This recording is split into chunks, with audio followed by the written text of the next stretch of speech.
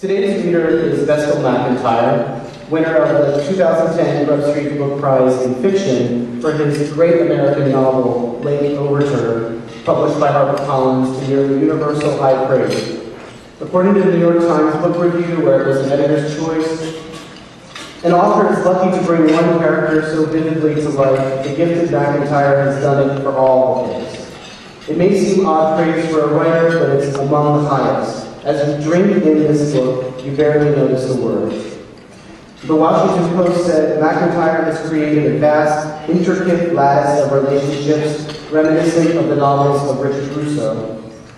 Most importantly, the Grub Street judge, the wonderful novelist and longtime instructor of these supporters,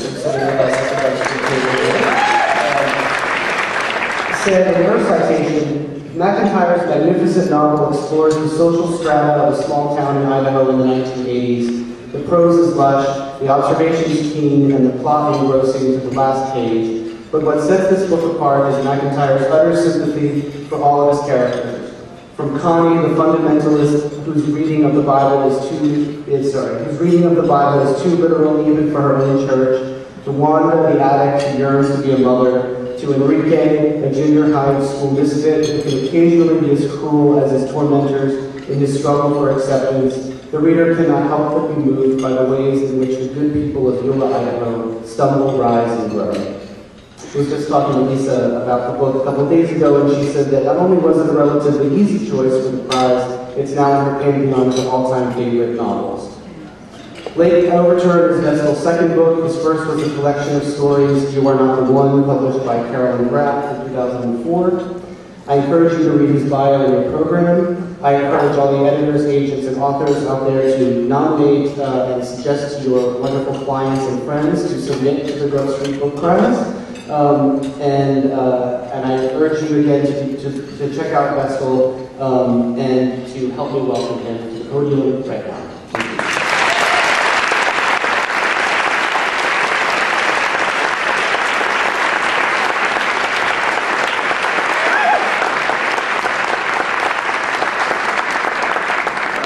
Thank you so much, Chris. That was wonderful, and thank you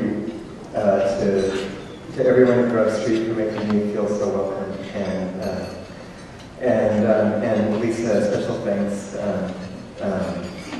and thank you also to Tristan for accompanying me all the way from London and letting me drag him around town, being very patient with all this. I'm going to read from a chapter kind of in the middle of the book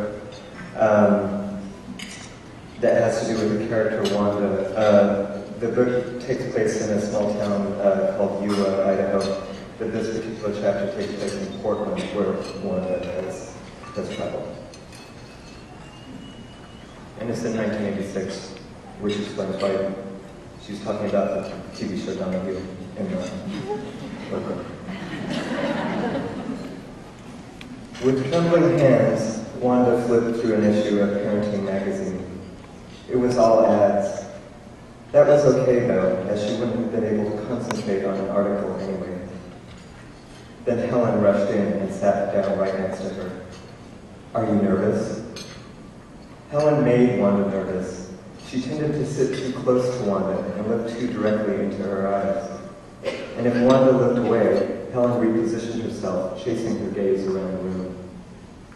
Yeah, a little, said Wanda. Well, take a few deep breaths through the nose, exhale through the mouth. There's nothing to fear. These are very nice people. You couldn't ask for better, really. Both highly intelligent. Few things Helen could have said would have put Wanda less at ease. Intelligent people had never liked her. And only now was Wanda able to put her finger on what was wrong with Helen. She talked like a man. Not that her voice was low-pitched, it wasn't. And she didn't look like a man. She would have been pretty if not for a small reptilian nose. But her sentences, in their precision and power, were like a man's. Wanda would have wondered if Helen was a lesbian, if she hadn't already made references to her husband and daughter. And if this strange behavior wasn't a widespread problem, many of the women Wanda had met at the agency and in Portland in general spoke this way. It was jarring when you were used to the sugary chirp of Eula women. All right, should we go in? Wanda nodded. Helen led Wanda by the hand into the office. Randy, Melissa, this is Wanda. The couple stood to shake Wanda's hand. Randy was bald on top, had a beard that was thinner on his cheeks than on his chin, and wore thick glasses that made his eyes look small and far away. A band had been cinched tight around the back of his head and held the glasses in place. A happy gasp caught Melissa, who was a full head shorter than Wanda, and she took back her hand to cover her small, heart-shaped mouth. I don't know why I'm crying, she said. I never cry. Randy put his arm around her. This process has been very emotional for Melissa, he said. For both of us, Melissa said. Randy nodded and kissed the top of her head. Let's all sit down, Helen said. Wanda gave Melissa a reassuring smile as they obeyed.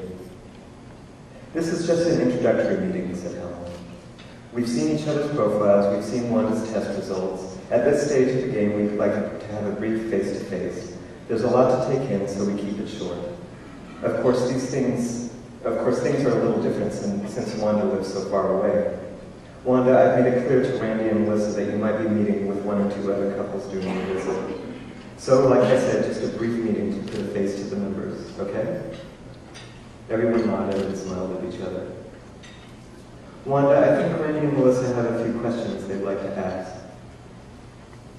Wanda crossed her legs and turned toward the couple, like a guest on Donahue.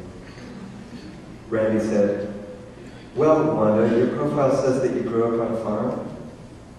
Uh-huh. My dad was a farmer and my mom was a housewife. They died not long ago. In a car accident, said Melissa. I was sorry to read that. Thanks. But yeah, they were farmers. I've lived in Eula my whole life. I work at the Kmart now. And do they know that you're going to do this? That you'll have to take some time off down the road? Melissa asked. Oh yeah, I've worked there a long time. They're behind me on this. Randy inhaled, then paused, then said, what makes you want to do this, Wanda? I mean, it's such an odd situation. He cast a sheepish glance at Helen, who had folded her arms and leaned her chair against the wall as if she could melt into it. And it makes perfect sense from our end, but from yours, his sentence trailed off and his tiny eyes blinked. Well, said Wanda, I'm 31 years old. I had a boyfriend all through my 20s, Hank, and he was a good man. We talked about getting married and having kids, but we were just too busy, me at the Kmart and Hank with his career. And pretty soon he got so high up in his company that he had to move. He asked me to come with him to Washington, D.C., but I just couldn't, you know. Eula's always been my home. I had a sick uncle that I take care of. Plus, I just knew Hank would never settle down and make a real family with me. So I broke it off. And now here I am at 31, healthy and ready to bear kids, and I don't have a man and I don't want a man, but I do want to experience pregnancy. It's in my genes. Women in my family have always had children. But you know, I can't afford a kid, and I don't want to be a single mother. So I figured I'd do what the Bible says and give to the poor. Not that you two are poor, of course, but you need help. My friend Sarah gave her kidney to her brother. He died anyway, but that's not the point. I see this as a way of giving to the needy, even though I don't have nothing to give. Does that make sense? Melissa glowed. It makes perfect sense. It's the only reason anyone would ever do this, I think. Wanda, said Helen, do you have anything you'd like to ask Melissa and Randy? Sure. What do you do? Well, Melissa said, I'm an architect and Randy owns a bike shop. We do a lot of cycling, Randy said. Wait, you're an architect? Wanda asked. Yes. I never heard of a girl architect. Well, Melissa sang early, repositioning herself in the chair. There aren't too many of us around. Randy chimed in. They always said a woman's place is in the home. Helen guffawed. This was the first thing the couple did that felt canned. Wanda could tell that they had said this 1,000 times. After a short pause, Wanda said, do you live here in Portland? Pretty much, Mary said, out in the gorge. And do your parents live here? Melissa's recently moved to Arizona. Wanda continued asking them unobtrusive questions, and her mind wandered a bit during their answers. She had known what type of people they were since she laid eyes on them.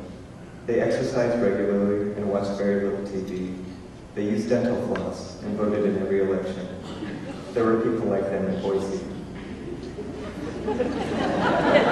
Nearly everything Wanda had said so far in this meeting had been a lie. She had told herself 2 weeks ago, before that first meeting with Helen, that she would lie about the drug convictions and that would be all. But then there had been questions about her parents on the form, and she knew that they would never accept her unless she changed her family history a bit. And once you change your family history, you change everything. So in this meeting, she was forced to tell those first lies, and after that she was forced to keep going. A true answer would have sounded like a lie. Even when Randy had asked her why she wanted to be a surrogate, she had had to lie, because she couldn't remember.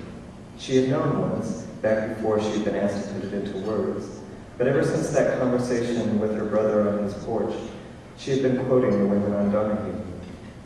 Once she was pregnant and everyone left her alone, the reason would return to her. Until then, $10,000 would be her reason. Thank you.